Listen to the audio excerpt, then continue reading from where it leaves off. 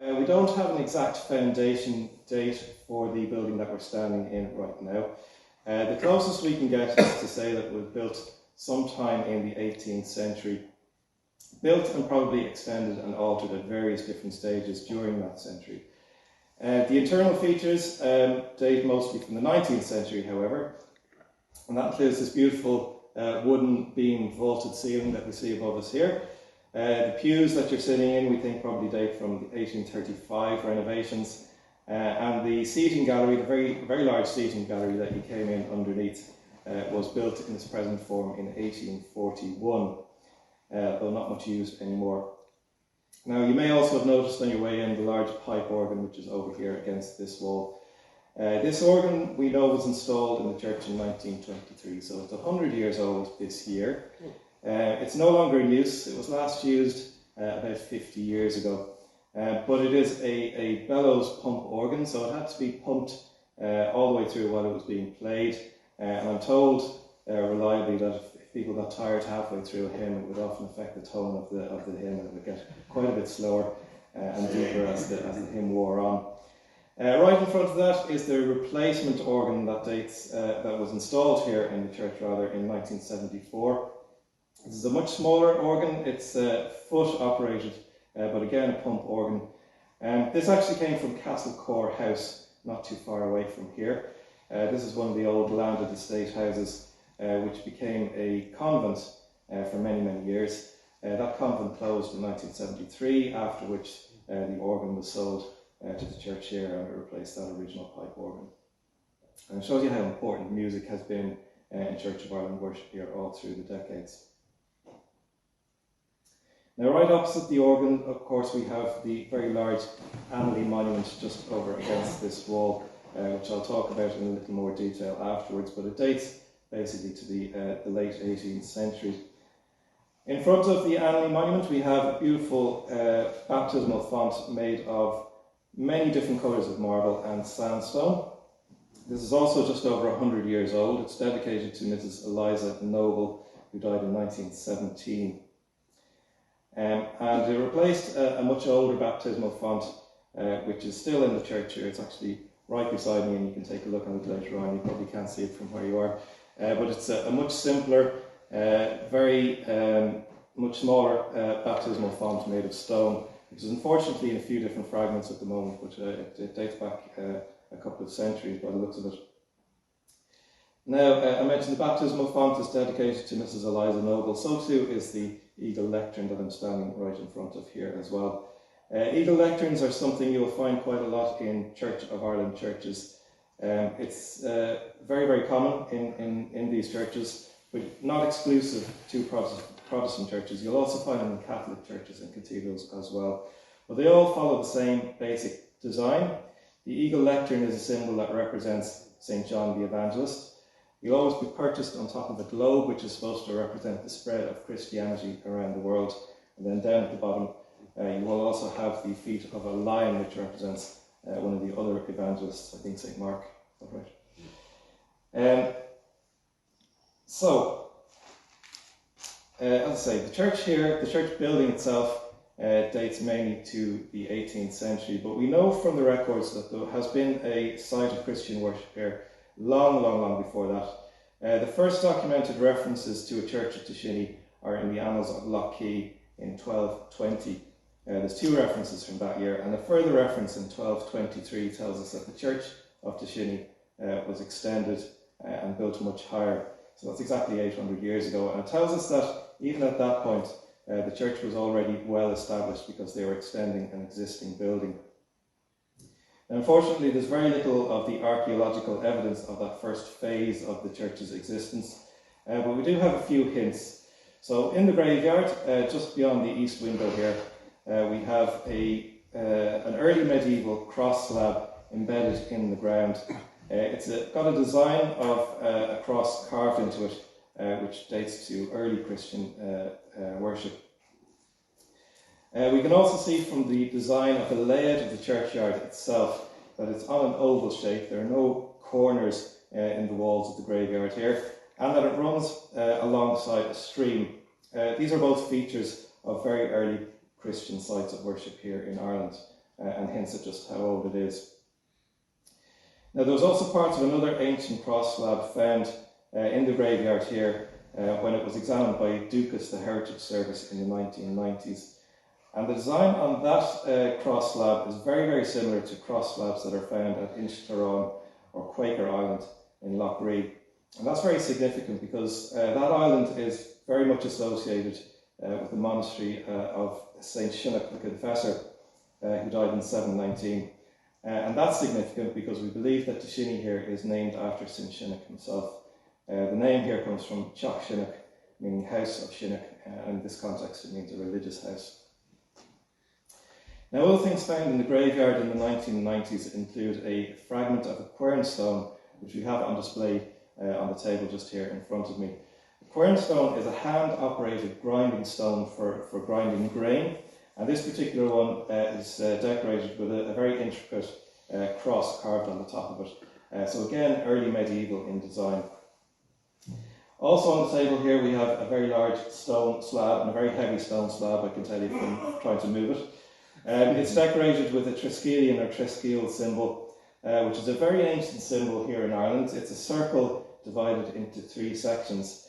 It goes back to pagan origins in actual fact, and you'll find symbols similar to this carved on some of the stones at Newgrange. But it was a symbol that was adapted by the early Christian church to represent the Holy Trinity. This particular stone we think dates to the 16th century. It was probably used as a ventilation stone because the holes are punctured the whole way through, and it's also decorated with floral reliefs on it as well. It suggests that there was probably a residence or some kind of habitation here on the site of Tashinny in the 16th century. Now, all of this, of course, was in the pre-Reformation era when this was essentially a Catholic church. The area was controlled by the O'Farrell clan, as was all of County Longford, and this particular area was specifically ruled by a branch of the O'Farrell family that were based at Tenelick Castle. And the Anglo-Normans officially took over Ireland in the late 12th century, but the remit of English rule was very weak in this part of the country. And even after King Henry VIII established the Church of Ireland during the 1530s, it was another century before Protestant worship reached County Longford in any practical way. And we know that from the early documents, the earliest documents of the parish here, the earliest rectors of the church were indeed all members of the O'Farrell clan themselves right up until the 1620s. Now, the big change that happened around here was in the mid-17th century with the conquest of this area by the army of Oliver Cromwell. And we know that the lands of Tenelick were confiscated from James McConnell Farrell in the aftermath of Cromwell's conquest and given to one of his soldiers, Captain Henry Sankey. Now, Sankey was a Protestant. He wasn't an Englishman himself. He was from County Offaly, but he established himself at Tenelick, and he established himself at the castle there, and he became the local landowner for all of the area around the church here and became patron of the church itself. Now, even at that stage, there still wasn't a significant Protestant population in this part of County Longford until the late 17th or early 18th centuries, and it was only at that point really that this became an actively Protestant church. But we can see that gradual change in the graveyard that surrounds the church here. It continued to be, and continues today to be, a communal graveyard. Traditionally, Protestants are buried on that side of the building and Catholics on that side of the building, but it is, as I say, still a communal graveyard. The oldest identifiable gravestone that we have in the churchyard here dates just to 1724, so that's not all that long ago compared to the age of the church itself. There is one older gravestone in the site, but it's not in the graveyard itself. It's right here in the church, right next to my feet down here. This is the ledger stone set into the floor, which is dedicated to a man called Pierce Pettit. And the grave inscription tells us that he was murdered by Robert Sands in 1684. And tradition says that the two men may have fought a duel, and that was what resulted in Pierce Pettit's death. Interestingly, the word murdered has been partly chiselled off about 100 years later, supposedly by a parish clerk named Henry Ayres. Right at the bottom of this ledger stone, and you can take a look at it later on, you have this very dramatic skull and crossbones motif.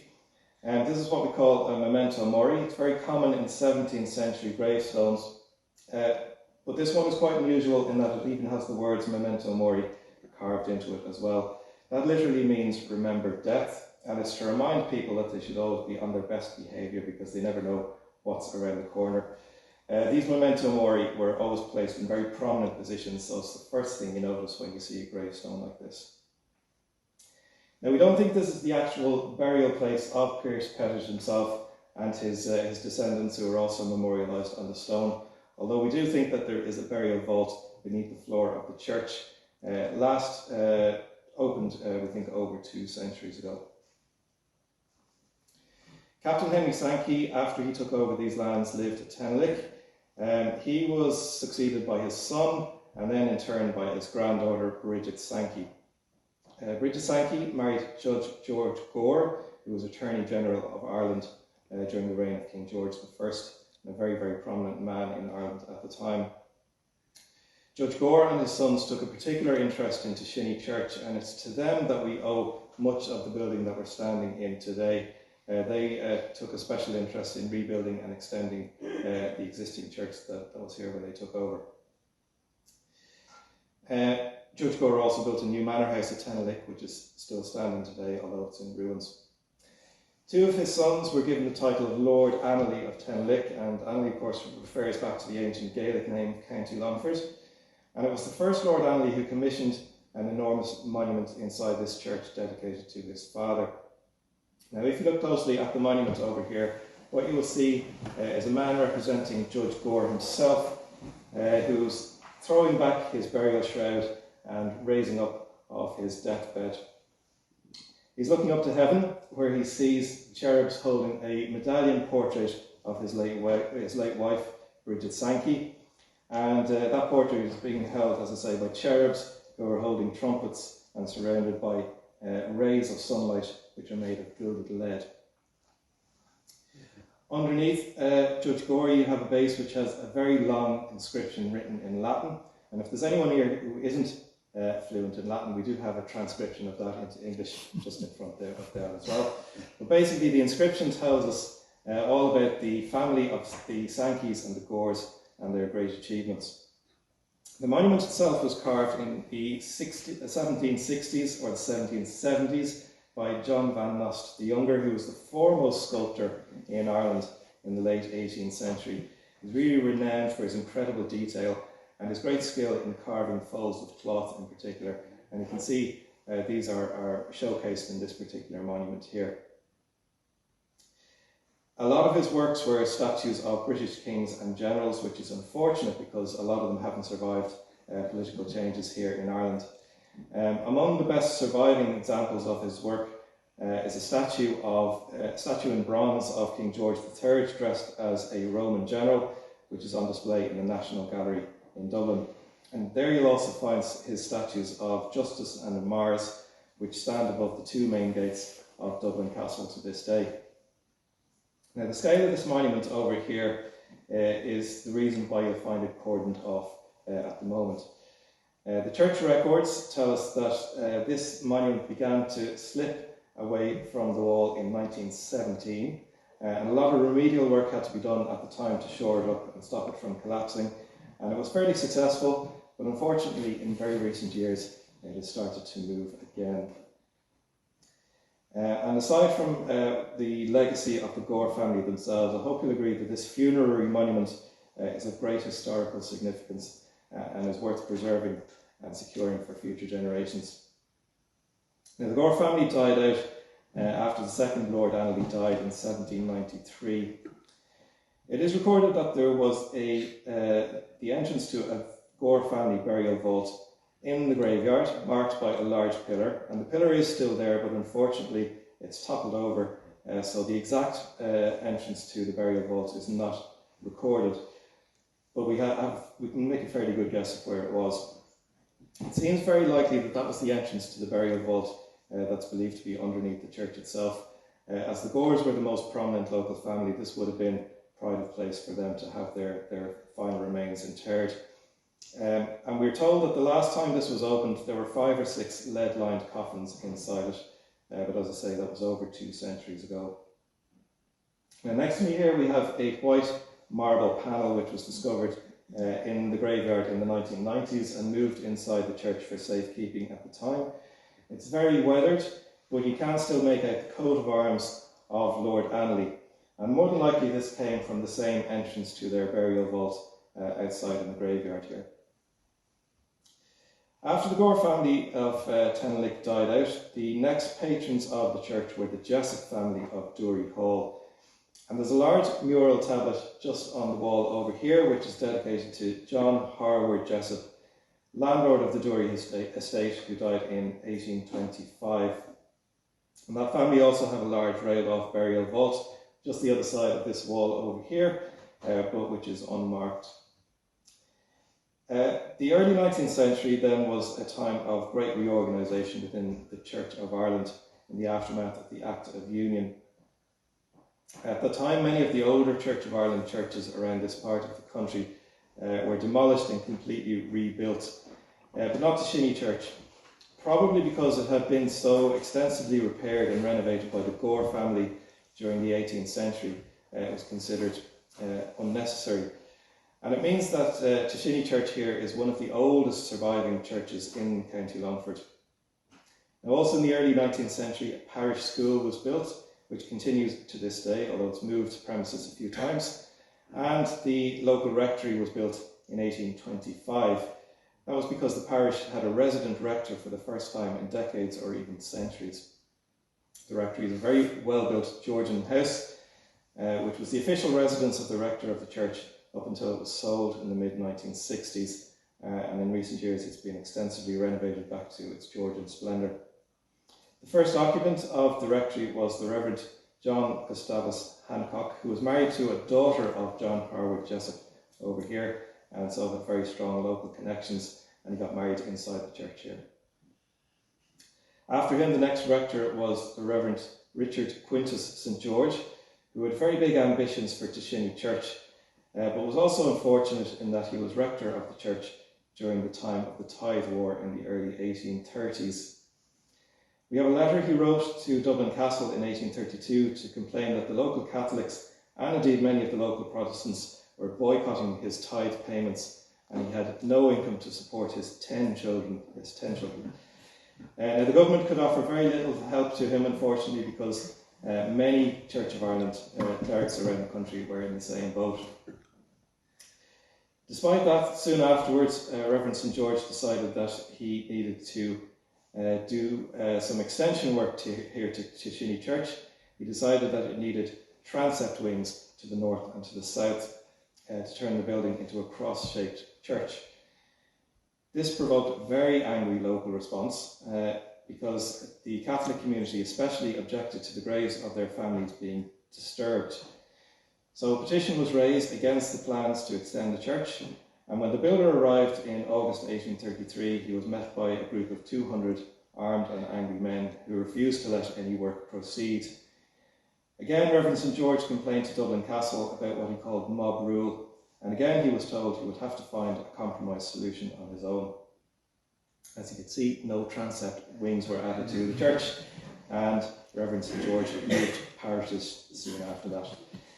The next rector of the church here was the Reverend Nicholas Goslin, and he is commemorated by a tablet on the other side of the church, just over here.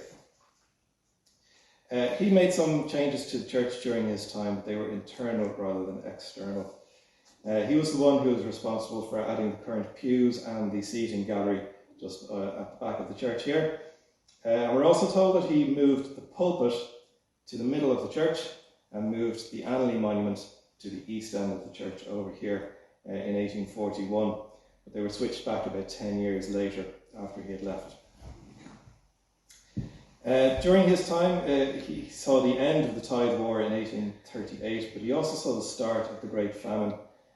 And we know a letter that was written by Reverend Goslin's brother tells us a little bit about the early stages of the famine around Tashinny. He tells us that the police were forced to go around the streets shooting starving dogs to stop them from killing sheep, because even the dogs were starving. Now, the reorganisation of the church, organised by Reverend Gosling, gives us the first detailed descriptions of the internal layout of the church, and we have some of those on display on a notice board just down at the back of the church that you can take a look at. It also gives us the local pecking order of the seats. So the Jessup family had pride of place right up here at the front of the church. Their servants were seated in the back seats, and then the tenant farmers were seated in the middle along here.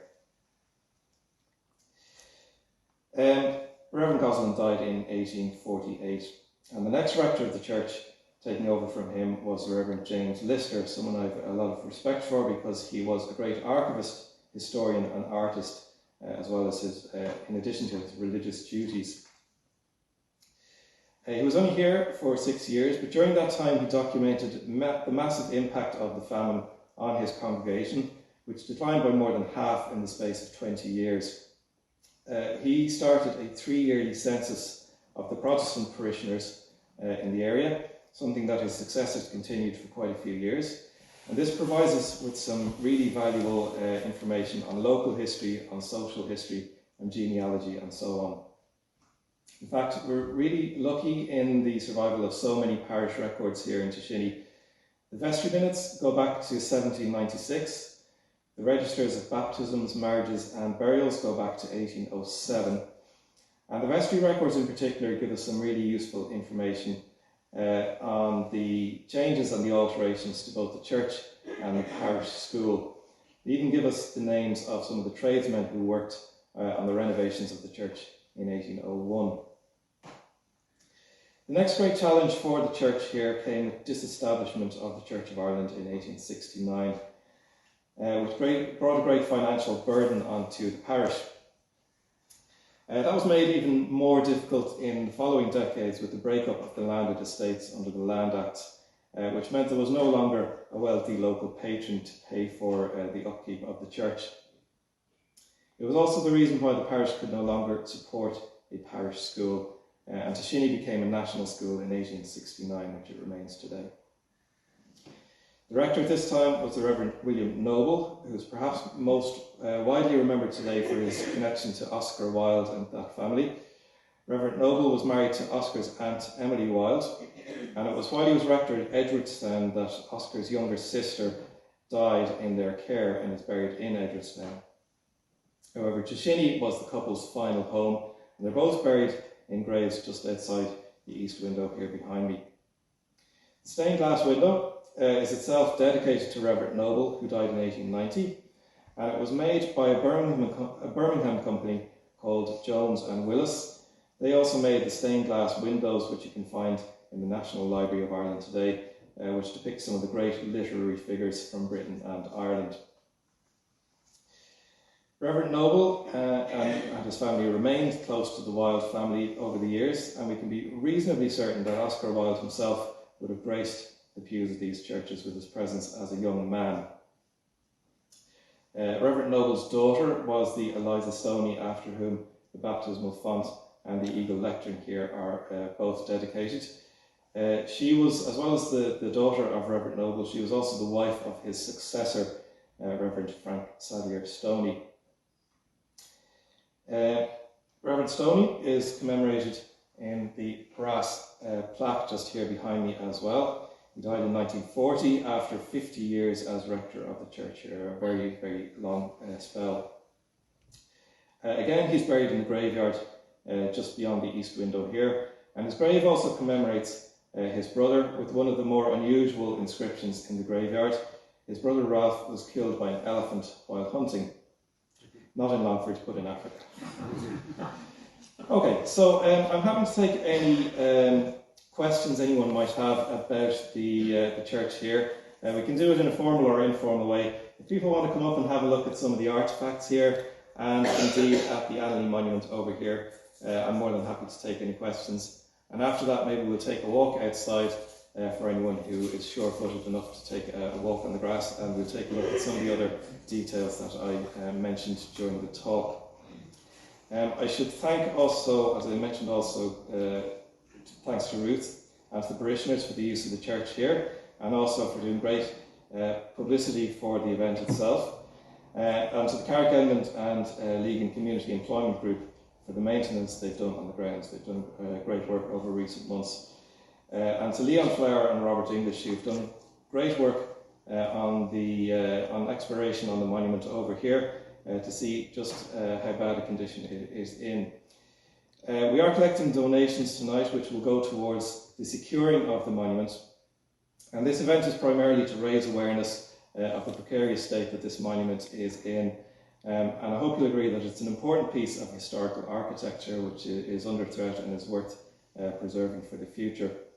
On a personal note, I'm also researching a booklet on the history of the church here and of the school in Tashinny as well. So I'd be grateful for any relevant documents or photographs that anyone might want to pass on to me. And finally, I want to thank you all again for coming along tonight. So, does anyone have any questions that you